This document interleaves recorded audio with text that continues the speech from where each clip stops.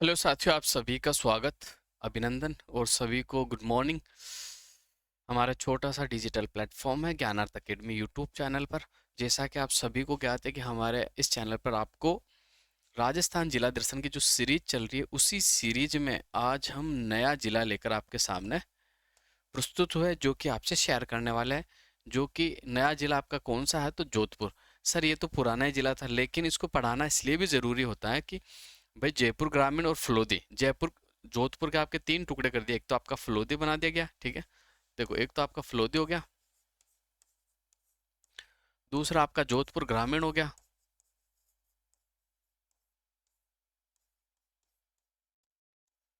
और एक आपका जोधपुर। तो फलोदी और जोधपुर ग्रामीण में क्या चला गया है, और जोधपुर में क्या बचा आपका, यानी जोधपुर शहर, जो जोधपुर जिला है पहले वाला आपका, उसमें क्या रह गया।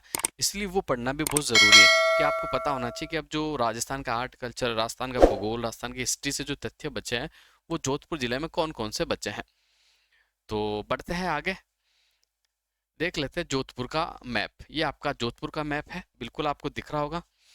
बिल्कुल इसमें देखो, ये आपका चौमू हो जाएगा, ठीक है। ओसिया, भोपालगढ़, पिपाड़ सिटी, बिलाड़ा हो गया आपका, कुरी हो गया, ठीक है, लूनी हो गया, झांवर हो गया, बालेसर हो गया, शेरगढ़ हो गया, सांखला हो गया, तिनवारी हो गया, ठीक है, तिवरी, ठीक है, और ये आपका भारी हो गया। तो ये आपका मैप है, देख सकते हो। और जोधपुर शहर जो है ना, इसके अंदर ये बसा हुआ है जोधपुर शहर। ये तो जो मैंने बताया आपका जोधपुर ग्रामीण था, और ये जो जिला है आपको अंदर दिख रहा है, बिल्कुल जो जिसकी लाइन में ड्रॉ कर रहा हूँ, ये आपका जोधपुर शहर है, ठीक है। इसके बारे में अपन पढ़ने वाले हैं। तो बढ़ते हैं गाइस। देखो, जोधपुर शहर का अगर मैं बात कर लूँ तो ये जोधपुर सिटी जो है आपका, देखो ये आपका जोधपुर शहर है, ठीक है। ये फलोदी से अलग हो गया था, जोधपुर ग्रामीण का आपका ये इलाका है। आगे बढ़ते हैं। तो सबसे पहले अपन बात कर लेते हैं कि जोधपुर का जो मंडोर है, बिल्कुल फेमस है। मंडोर का जो प्राचीन नाम था आपका मांडवपुर था, ठीक है। जोधपुर के राठौड़ों की प्राचीन राजधानी रही थी। 33 करोड़ देवी देवताओं की साल जो है आपकी मंडोर में है। उत्तर भारत का एकमात्र रावण मंदिर आपका मंडोर में है। वीरपुरी का मेला जो कि श्रावण मास के अंतिम सोमवार को लगता है, ये आपका कहाँ है? तो बिल्कुल मंडोर में है। नाग पंचमी का मेला आपका मंडोर में लगता है। स्टोन पार्क, ये क्या लिखा हुआ है? स्टोन पार्क लिखा हुआ है।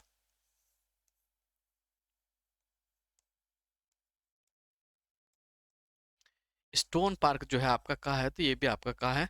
बिल्कुल आपको याद रखना, आपका ये मंडोर के अंदर स्थित है। तो देखो, मंडोर के जो फैक्ट थे मैंने आपको सारे बताए, वापस से एक बार चर्चा। मंडोर का प्राचीन नाम आपका मांडव्यपुर था।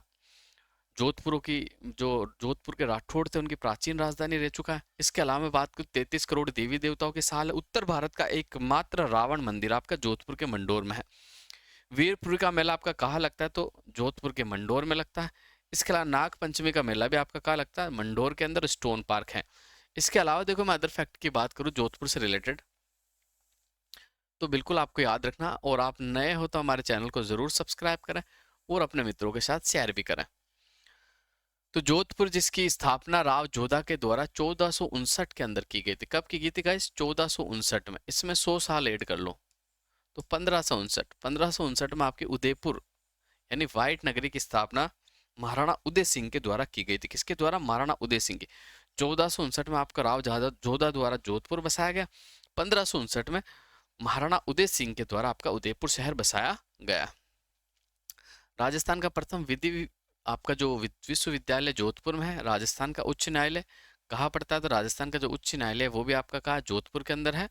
राजस्थान संगीत नाटक अकादमी जोधपुर में। राजस्थान का प्रथम Rajiv Gandhi tourism convention centre, ये भी आपका जोधपुर में। गुड़ला महोत्सव, गुड़ला जो महोत्सव है ये आपका कहाँ मनाया जाता है? तो आपको बिल्कुल याद रखना है, ये जोधपुर के अंदर आपका मनाया जाता है। बिल्कुल आपको याद रखना है, जो कि इम्पोर्टेंट भी है आपका। और अगर गाइज मैं अन्य फैक्टों की अगर बात कर लेता हूँ, तो देखो इसमें ये जो गुड़ला महोत्सव है ये आपका जो मनाया जाता है चैत्र कृष्ण अष्टमी को मनाया जाता है। कब मनाया जाता है? चैत्र कृष्ण पक्ष की अष्टमी को मनाया जाता है। इसी दिन राजस्थान में आपका एक माता है जिसका नाम है शीतला माता, उनका भी जो मेला लगता है आपका चैत्र कृष्ण अष्टमी को ही लगता है। और गुड़ला महोत्सव जो कि किनकी स्मृति में मनाया जाता है? तो राव सातल देव की स्मृति में मनाया जाता है। ठीक है, बिल्कुल आपको याद रखना, राव सातल देव की स्मृति में आपका गुड़ला का त्योहार मनाया जाता है। गुड़ले के अंदर क्या होता है, एक जो औरत होती है वो एक एक घड़ा अपने सिर पे रखती है, उसके चारों तरफ छेद होते हैं। ठीक है, उस छेद के अंदर उस गुड़ले में एक दिया रखती है जो जलता रहता है, इस तरह सिर पे रख कर फिर नृत्य करती है, उसे गुड़ला नृत्य कहा जाता है आपका। राजस्थान का प्रथम रेडियो प्रसारण आपका जोधपुर से हुआ था। उमेद भवन, जिसे चित्र पैलेस के नाम से भी जानते हैं, जोधपुर। और मेहरानगढ़ दुर्ग, जिसका निर्माण राव जोधा के द्वारा करवाया गया था, बिल्कुल आपको याद रखना। मेहरानगढ़ दुर्ग जो कि एक कौन सी पहाड़ी पे बना हुआ? चिड़ियाटुक पहाड़ी, जिसका अन्य नाम है आपका पंचेतिया पहाड़ी। इसके अलावा मैं बात कर लूँ तो जोधपुर दुर्ग को ऊपर से देखने पर ये भारत के मैप के समान आपको दिखाई देता है। कैसा दिखाई देता है? भारत के मैप के समान। तो बिल्कुल आपको ये फैक्ट भी याद रखना है। इसके अलावा गाइस देखो, राजस्थान में आपकी आचार संहिता लग गई है। अब कोई नई वैकेंसी तो आपके सामने फिलहाल है नहीं। एग्जाम्स जो होने वाले हैं वो सारे 2024 के अंदर होंगे।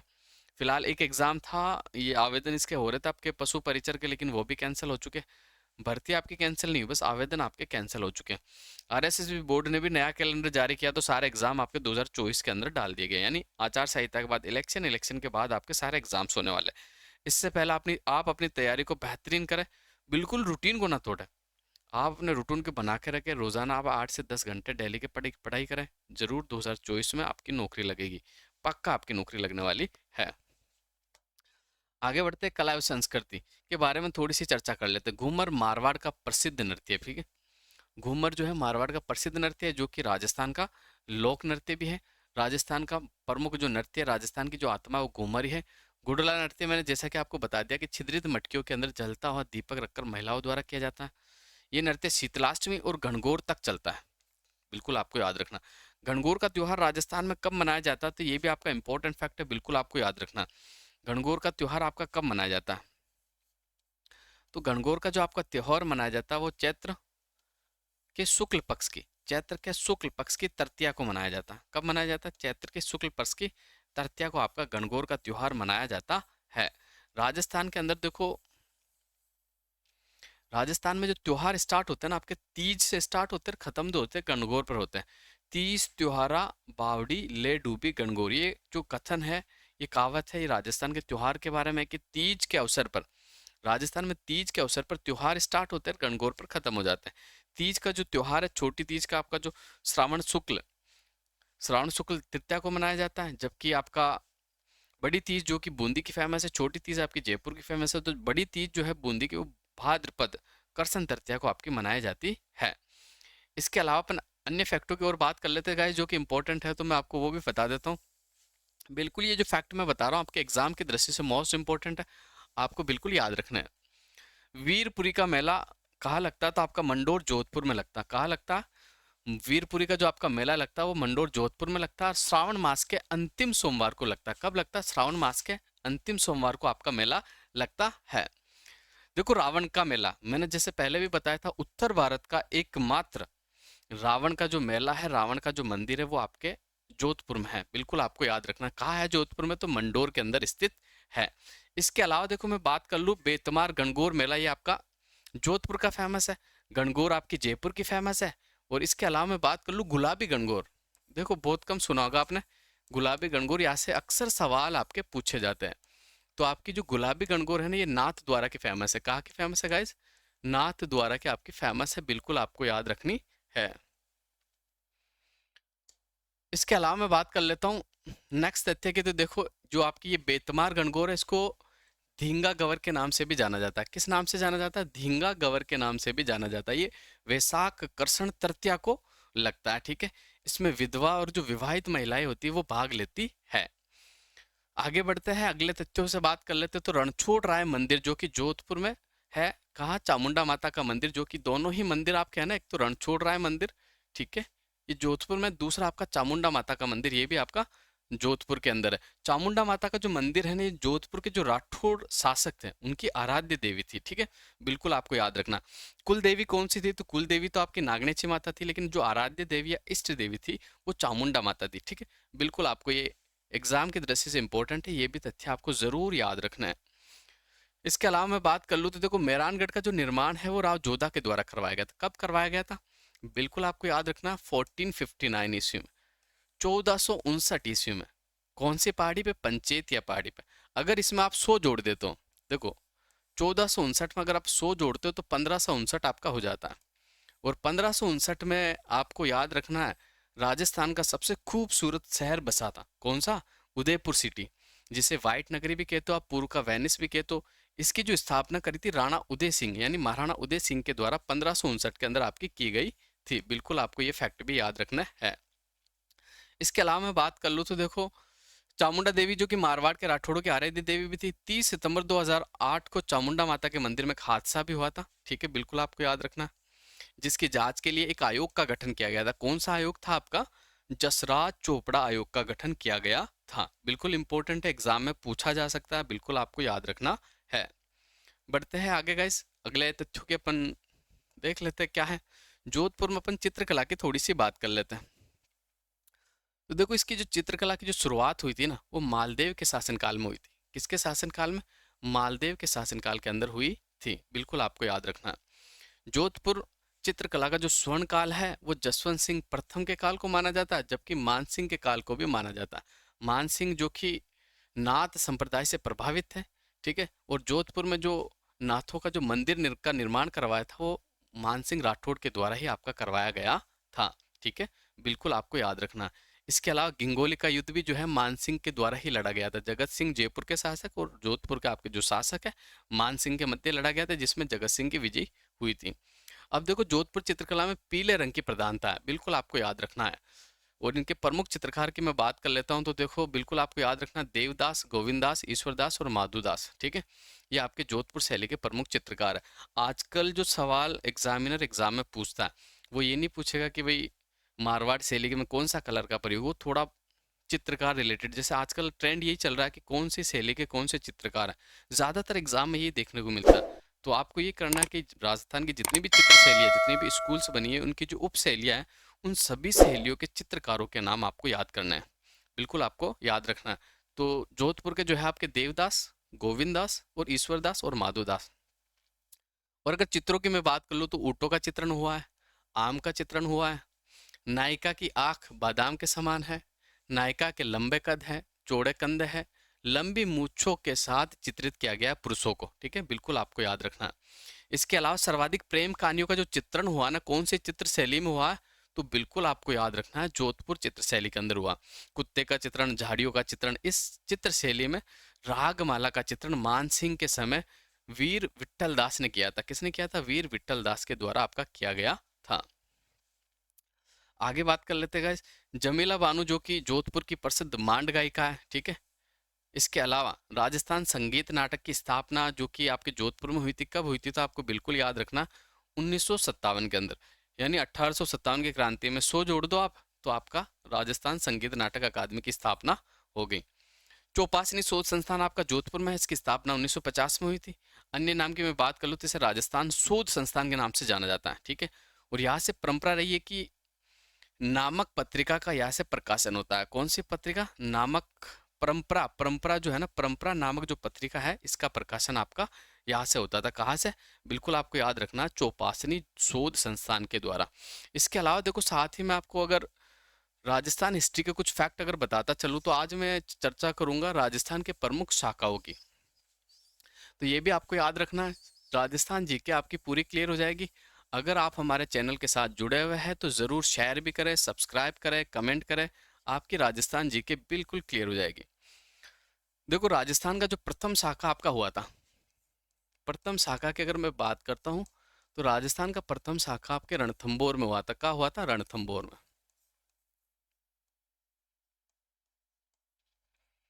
कब हुआ था? आपको याद रखना, 1301 ईस्वी में। ये राजस्थान का आपका पहला शाखा था, ठीक है।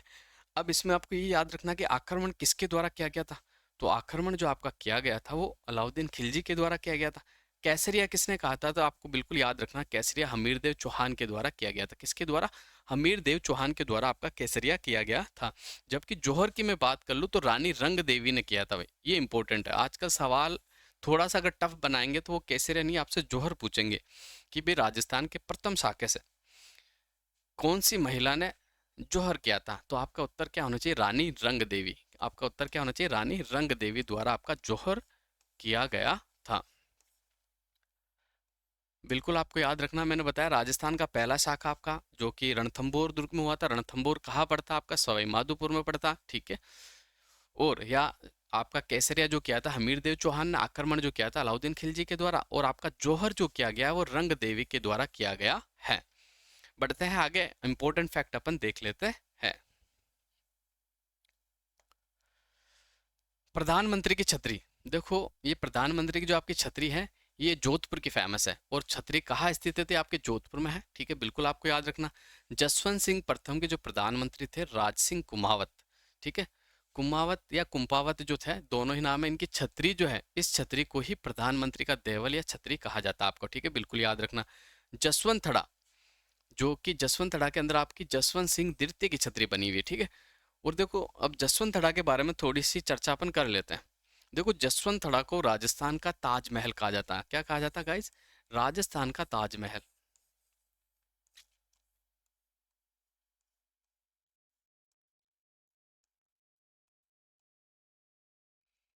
अब सर इसका निर्माण भी बता दीजिए। तो जसवंत थड़ा का जो आपका निर्माण करवाया गया था, पता है, जसवंत सिंह द्वितीय के जो पुत्र थे सरदार सिंह के द्वारा जसवंत थड़ा का आपका निर्माण करवाया गया था। किसके द्वारा? सरदार सिंह के द्वारा इसका निर्माण करवाया गया था।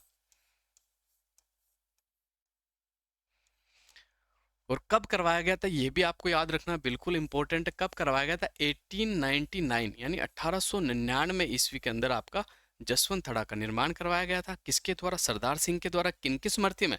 अपने पिता की स्मृति में, जसवंत सिंह द्वितीय की स्मृति में आपके जसवंत थड़ा का निर्माण हुआ। जसवंत थड़ा जो कि जोधपुर की एकमात्र सफेद संगमरमर की इमारत भी है, बिल्कुल आपको याद रखनी है। और यहाँ पर आपके जोधपुर के जो महाराजा हैं उनकी जो है छतरिया बनी हुई है, बिल्कुल आपको याद रखना। आगे बढ़ते हैं। कागा की छतरी आपके जोधपुर के अंदर स्थित है। सेनापति की छतरी आपकी जोधपुर में है। जैसलमेर की रानी की छतरी भी आपकी जोधपुर में। देखो अगर एग्जामिनर अगर ये क्वेश्चन अगर एग्जाम में छाप देता कि भाई जैसलमेर की रानी की छतरी कहाँ है, तो अक्सर अभ्यर्थी क्या करेंगे? अगर पहला ही ऑप्शन आपको जैसलमेर दे दिया तो सीधा जैसलमेर पे काला गोला।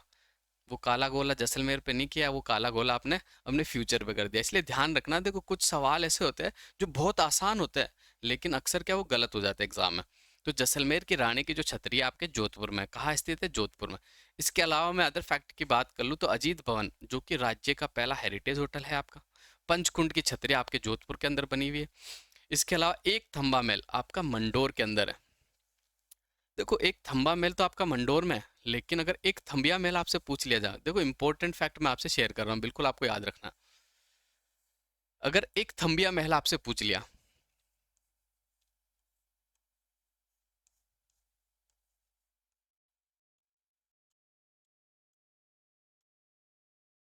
ये एक थंबिया महल जो आपका है ना, ये कहाँ स्थित है? तो ये आपका डूंगरपुर में। कहाँ स्थित है गाइस? ये बिल्कुल डूंगरपुर में है, आपको याद रखना। जबकि एक थंबा महल है तो आपका एक थंबा महल कहाँ है? तो आपका ये मंडोर जोधपुर में है। एक थंबिया महल आपका डूंगरपुर के अंदर पड़ता है, बिल्कुल आपको याद रखना। इसको प्रहरी मीनार के नाम से भी जाना जाता है। किस नाम से जाना जाता? प्रहरी मीनार के नाम से भी इसे जाना जाता है। बढ़ते हैं आगे। उमेद भवन पैलेस की अगर मैं बात कर लेता हूँ तो इसका निर्माण महाराजा उमेद सिंह द्वारा करवाया गया था। और किस लिए? अकाल राहत कार्यों के तहत इसका निर्माण करवाया गया। इसमें आपका घड़ियों का संग्रहालय भी स्थित है। इसे छितर पैलेस भी कहा जाता है। इसे छितर पैलेस क्यों कहा जाता है? कि इसके करीब ही छितर की पहाड़ियां बनी है, उसी पहाड़ियों के पत्थरों का निर्माण इस भवन के निर्माण के अंदर हुआ है, तो इसीलिए इसे छितर पैलेस के नाम से भी जाना जाता है।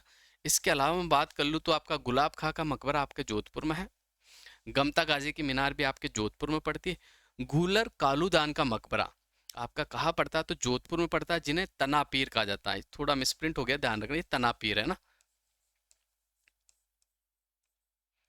तनापीर की दरगाह अगर आपसे पूछ ली जावे तो ये आपके जोधपुर में है। पाल हवेली आपके जोधपुर में है। बड़े मियाँ की हवेली आपके जोधपुर में। राखी हवेली जोधपुर में। पुष्य हवेली आपकी जोधपुर में। ये पुष्य हवेली आरपीएससी द्वारा पूछा हुआ आपका सवाल है जो कि आपको बिल्कुल याद रखना। एक बार वापस से मैं आपको बता देता हूँ, उमेद भवन का निर्माण महाराजा उमेद सिंह द्वारा करवाया गया था। इसे चीतर पैलेस के नाम से भी जानते हैं क्योंकि चीतर की पहाड़ियों का जो पत्थर है उसके निर्माण के अंदर लगाए गए थे, इसलिए चीतर पैलेस कहते हैं। गुलाब खां का मकबरा आपका जोधपुर में पड़ता है। गमता गाजी की जो मीनार है ये भी आपके जोधपुर में। जबकि कालूदान का जो आपका मकबरा पड़ता है ये आपके जोधपुर में, जिसे तन्ना पीर की दरगाह के नाम से भी जाना जाता है।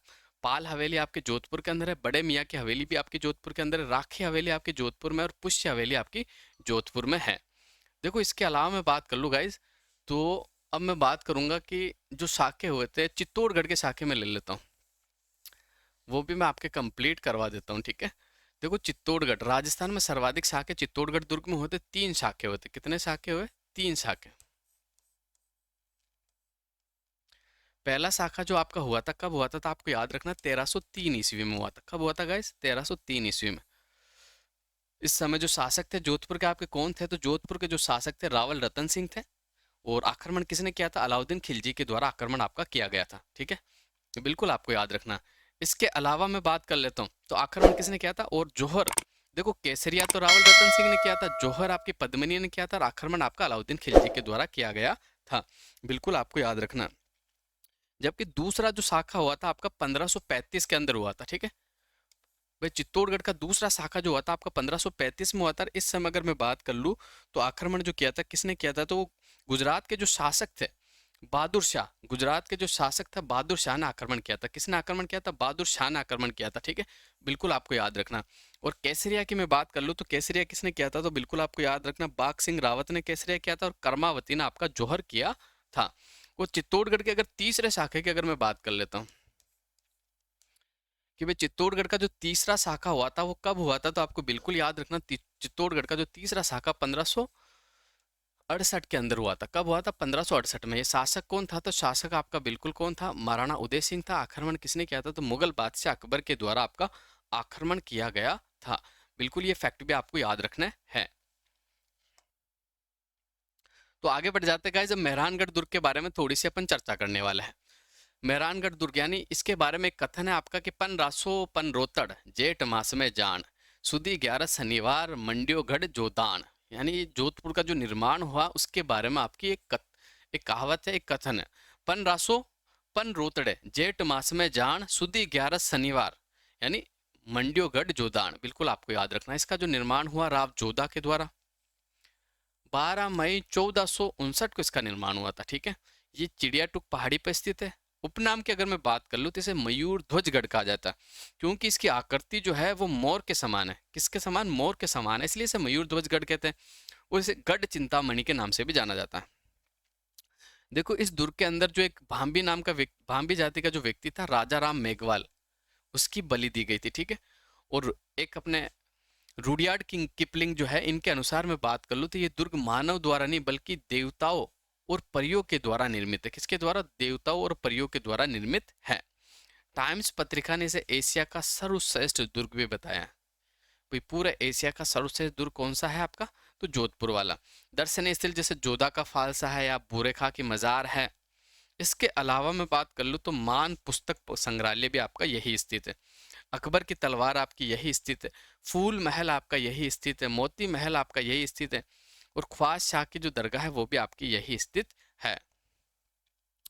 आगे बढ़ जाते हैं, थोड़ा सा भौगोलिक परिचय के बारे में बात कर लेते हैं। देखो जोधपुर का आपका जो शुभंकर है वो कुरंजा है। कौन सा पक्षी है? कुरंजा, जो कि जोधपुर का आपका शुभंकर है। उपनाम की अगर मैं बात कर लेता हूँ गाइस तो सूर्य नगरी, नीला शहर जिसे ब्लू सिटी भी कहा जाता है, और राजस्थान की सांस्कृतिक राजधानी। कैसी राजधानी? राजस्थान की सांस्कृतिक राजधानी है। हैंडीक्राफ्ट सिटी राजस्थान, और दूसरा मरुस्थल का प्रवेश द्वार भी इसे ही आपका कहा जाता है, ठीक है। बिल्कुल आपको याद रखना। और देखो मैं बात कर लूँ या विधानसभा क्षेत्र, तो जोधपुर के अंदर 3 विधानसभा क्षेत्र आपका। एक तो सरदार शहर हो जाएगा, एक आपका सरदार शहर हो जाएगा। इसके अलावा मैं बात कर लूँ गाइस तो एक तो आपका सरदार शहर हो गया, दूसरा आपका जोधपुर शहर, और तीसरा आपका सूरसागर। जोधपुर शहर है ना,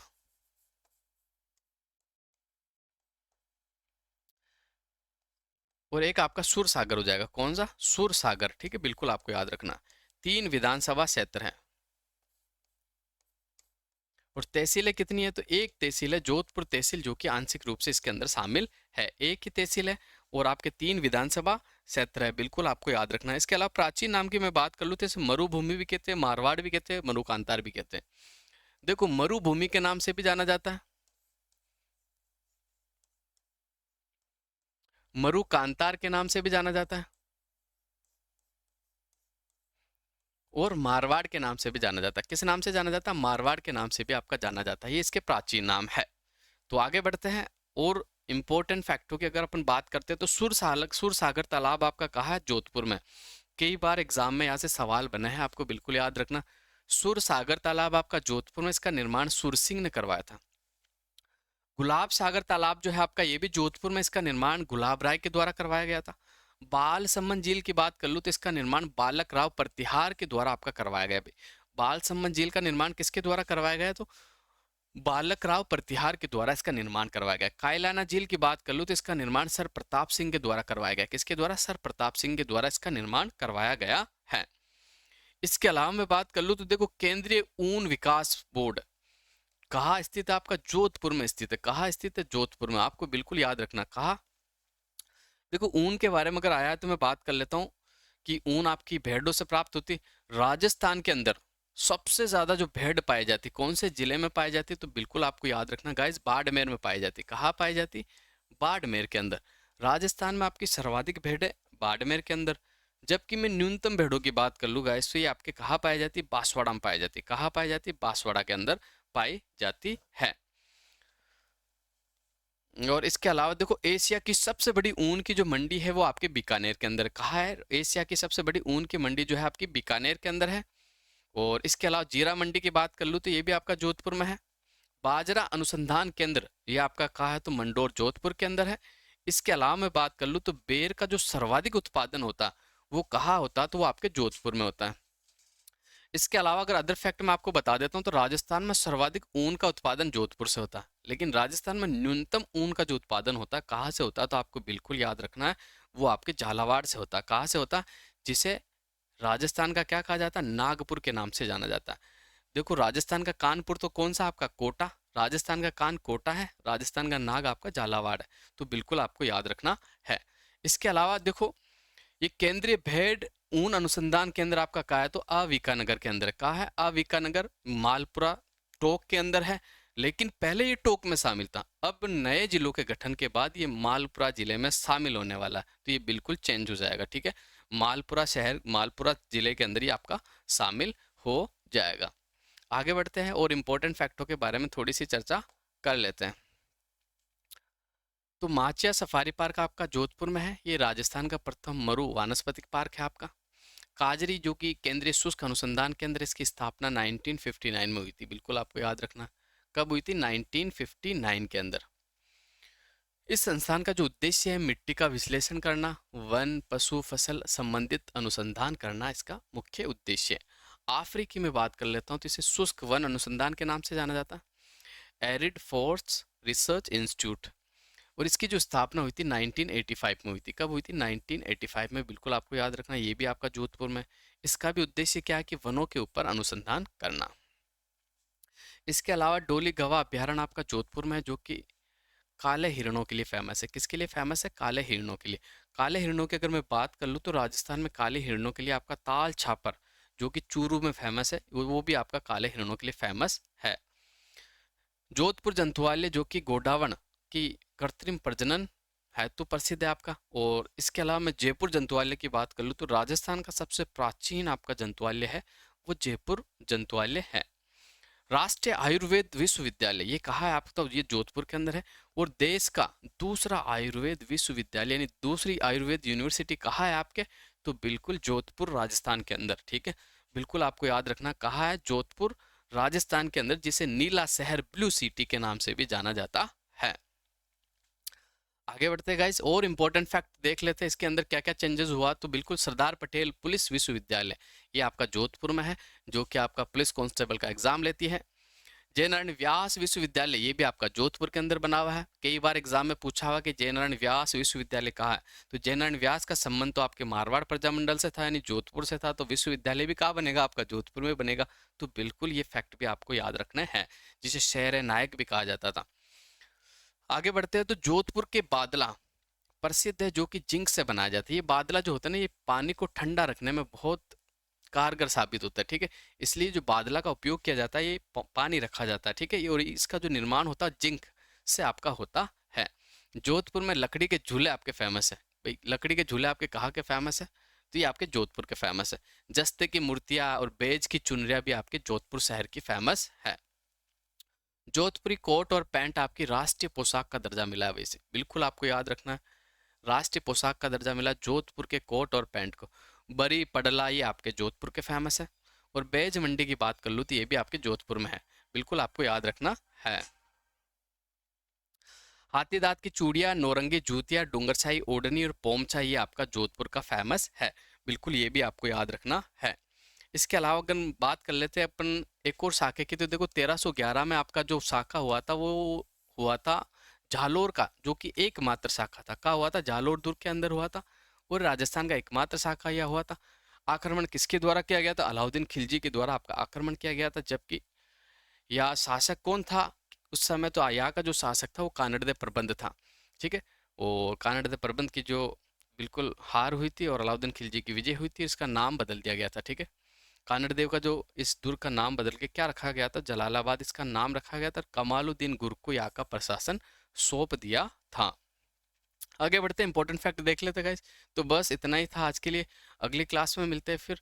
और आपको क्लास कैसी लगी ज़रूर कमेंट करके बताना, और अपने मित्रों से ज़रूर शेयर करना। ये जो नए ज़िले का जो अदल बदल हुआ है ना, आर्ट एंड कल्चर, भूगोल, हिस्ट्री, बिल्कुल आपके जो आने वाले एग्जाम्स में अभी तो नहीं पूछा जाएगा। जैसे ही 2024 में जो एग्जाम्स होने वाले हैं तब तक सारी किताबें और सरकार द्वारा ऑफिशियल साइट पे भी जारी कर दिया जाएगा, तो फिर आपका एग्जाम में पूछा जाएगा।